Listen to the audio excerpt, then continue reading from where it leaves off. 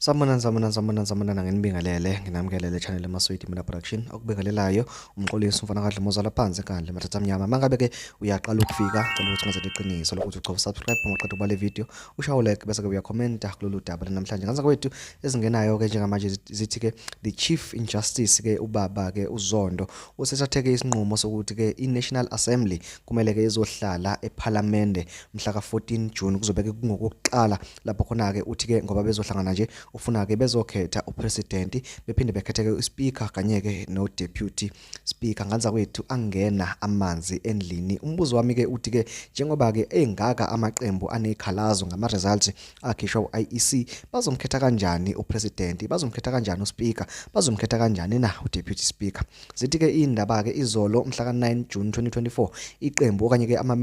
abameli beqembu lomkhonto wesizwe bathumele ke incwadi beyithumelela kuyena ke ubaba ke uZondo bemtshela ukuthi ke akathi ukuhlehlisa ukukhishwa okanye ke ukuhlala phansi kweParliament uthi bathi akathi ukuhlehlisa kuze kulungiswe inkinga zelokuzana zeIEC manje ke indaba ithi ke ngoba iParliament lineyinsuku ezu14 ebekade ke isuka mhla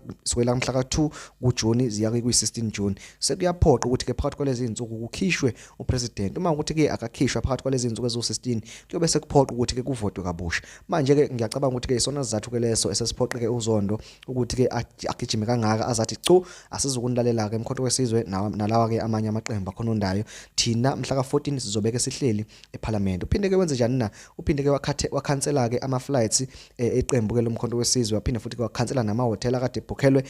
labo ke abazobeke bezohlalela umkhonto wesizwe eParliament ngezathu sokuthi ke umkhonto wesizwe uthi wona awuzi eParliament ezingakalungiswa ke lezi inkinga ke ekhona kushuthi nje mina nawe ngane zawethu kuyothi kushaya i14 zika June ngo10 ekseni sobeke sihlangene sifuna ukuzwa ukuthi ke kuzoba ubani na umengameli weqembu okanye kuzoba ubani umengameli kwalapha ke eMzansi Afrika omusha sha indaba ke ithi njengoba ke amaqembu esebhizi kangaka nokweshelana abanye ke bayashelana abanye ke bayachithana omunye uthi ke mawusebenza nalo mina ngizosebenza nawe njengoba ke iqembu ke lomkhonto wesizwe lePA kanye ke neEFF bephikwa iDA ithi nje iDA madoda sizokuyihlanganisa nani thina siyafuna ukusebenza ke neANC kodwa nje nini nobathathu asifuni ukusebenza nani kanti ke futhi neEFF nayo ithi yebo siyafuna ukusebenza nawe ANC kodwa ngesikwazi ukusebenza ke nesitha sabo ke okuyiDA nganza kwethu asihlalela silinde sibone ukuthi ke iyozala nkomoni ngizocela kuwena ukuthi ke ungicofele subscribe ukuze ungekusale kwivideo elandelayo ngiyabonga.